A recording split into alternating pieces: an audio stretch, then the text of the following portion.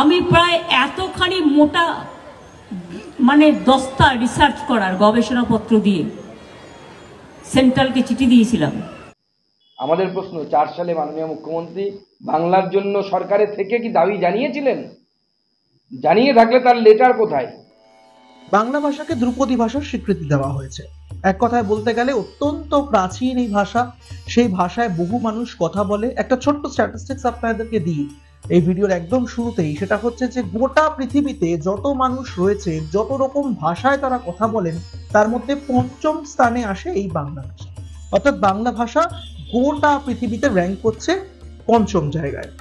এবার সেই ভাষাতে প্রচুর মানুষ কথা বলে, প্রায় 25 কোটির বেশি মানুষ কথা বলেন এই ভাষাতে। কিন্তু একটা প্রশ্ন উঠে দাঁড়িয়েছে যে আদৌ কি এই যত সংখ্যক মানুষ এই ভাষায় কথা বলতে পারেন, তারা কি ভাষায় কথা বলেন?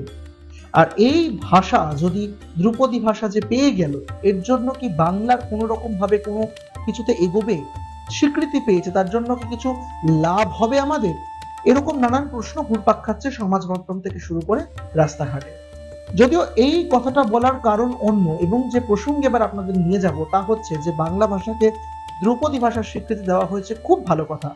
প্রথম পেয়েছিল তামিল, তারপরে পেয়েছিল সংস্কৃত, তারপর তেলেগু, তারপর কন্নড়, আর এবার একযোগে বাংলা, অসমিয়া, একাধিক ভাষাকে এর মধ্যে ইনক্লুড করা হয়েছে।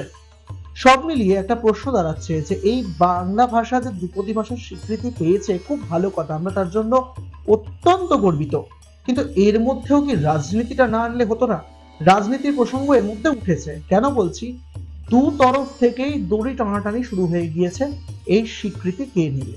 স্বাভাবিকভাবেই যা হয়ে থাকে নর্মালি, যখন কিছু একটা ঘটনা ঘটে বা যখন কোনো একটা ভালো কোনো খারাপ ঘটনা ঘটে, খারাপ হলে নিঃসন্দেহে দায় ঠেলাঠেলি চলে, আর ভালো হলে দড়ি টানাটানি চলে কে স্বীকৃতি নেবে। একদিকে একদাঁড়িয়ে এভারগ্রিনে দুর্গাপুজো উদ্বোধন করতে গিয়েছিলেন মমতা বন্দ্যোপাধ্যায়। সেখানে গিয়ে তিনি বলেছেন যে তিনি বহুদিন ধরে এই ভাষাকে ধ্রুপদী ভাষার তকমা দেওয়ার জন্য চেষ্টা করছেন, এবং এই ভাষা যাতে স্বীকৃতি পায় তার জন্য বস্তা করে কাগজ পাঠিয়েছেন কেন্দ্রীয় সরকারের কাছে।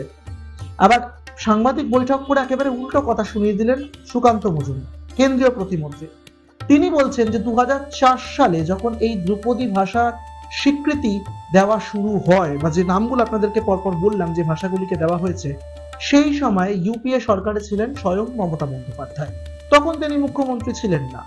পরপর এতগুলো ভাষাকে ধ্রুপদী ভাষার স্বীকৃতি যখন দেওয়া হচ্ছে, তখন কেন নীরব ছিলেন মমতা বন্দ্যোপাধ্যায়? বাংলার জন্য কেন তিনি কোনো চিঠি লেখেননি? আর যদি লিখেও থাকেন, সেই চিঠি কোথায়? আমি খুশি কালকে বাংলাকে ক্লাসিক্যাল ল্যাঙ্গুয়েজ হিসেবে, ধ্রুপদী ভাষা হিসেবে কালকে প্রথম স্বীকৃতি দেওয়া হলো। আমি 10 বছর ধরে ফাইট করছি, জানেন তো। আগে একটা পশ্চিমবঙ্গ সরকারের এমব্লেমও ছিল না, ওটাও আমি করেছি, এসে আমার নিজের করে দেওয়া। এরকম কিছুই ছিল না, এবং এটা নিয়ে কেউ কোনোদিন বলেও নি। আমি প্রায় এতখানি মোটা মানে দস্তা রিসার্চ করার গবেষণাপত্র দিয়ে সেন্ট্রালকে চিঠি দিয়েছিলাম যে আজ যদি তামিলনাড়ু পায়, কেরালা পায়, বাংলা সারা পৃথিবীতে 5ম বৃহত্তম ভাষা এবং এশিয়াতে 2য় বৃহত্তম ভাষা, তাহলে আমাদেরটা কেন ক্লাসিক্যাল ল্যাঙ্গুয়েজ, এটা ধ্রুপদী স্বীকৃতি ভাষার কেন পাবে না? আমাদের গবেষণাপত্রকে, আমার ডকুমেন্টকে অস্বীকার করতে পারিনি। দীর্ঘদিন বঞ্চিত থাকলেও বাংলা তার সম্মান পেয়েছেন, আমি খুশি। ফলে সেই ধ্রুপদী ভাষা হিসেবে স্বীকৃতি দিয়েছে। এই জন্য মাননীয় প্রধানমন্ত্রী এবং তার মন্ত্রিসভার সকল সদস্যকে আমরা অত্যন্ত সাধুবাদ জানাই।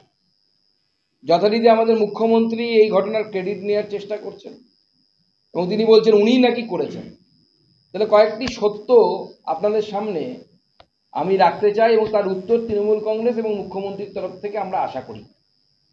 2004 সালে প্রথম এই ধ্রুপদী ভাষা দেয়া শুরু হয়। তামিলকে প্রথম ক্লাসিক্যাল ভাষা হিসেবে কেন্দ্রীয় সরকার, অর্থাৎ ইউপিএ সরকার, যে সরকারের সদস্য মমতা বন্দ্যোপাধ্যায় নিজে ছিলেন, তামিলকে ক্লাসিক্যাল ল্যাঙ্গুয়েজ বা ধ্রুপদী ভাষার মর্যাদা দেওয়া হয়। আমাদের প্রশ্ন, 4 সালে মাননীয় মুখ্যমন্ত্রী বাংলার জন্য সরকারের থেকে কি দাবি জানিয়েছিলেন? জানিয়ে থাকলে তার লেটার কোথায়? আর সবশেষে আপনাদের কাছে একটা প্রশ্ন রাখবো, যেটা প্রত্যেকটি ভিডিওতে আমরা রেখে থাকি, সেরকমই একটা প্রশ্ন এই মুহূর্তে আপনাদের জন্য আমরা রাখছি। সেটা হচ্ছে যে এই যে বাংলাকে ধ্রুপদী ভাষার স্বীকৃতি দেওয়া হয়েছে, নিঃসন্দেহে আমরা তার জন্য গর্বিত, কিন্তু এতে বাংলার কি লাভ হবে? বাংলা কিভাবে এগোবে? ভাষাকে স্বীকৃতি তো আমরা পেলাম, কিন্তু এর জন্য আমাদের লাভটা কোথা দিয়ে হবে? বাঙালি লাভবান কিভাবে হবে? আপনারা কি মনে করছেন? সেই প্রশ্নের উত্তরটা আপনারা দয়া করে আমাদের কমেন্ট বক্সে জানাবেন। এই ভিডিও ভালো লেগে থাকলে অবশ্যই সাবস্ক্রাইব করবেন, এক ঝলকে মিডিয়া শেয়ার করবেন। অন্যান্য আরো খবরাখবর নিয়ে আপনাদের সঙ্গে থাকবো।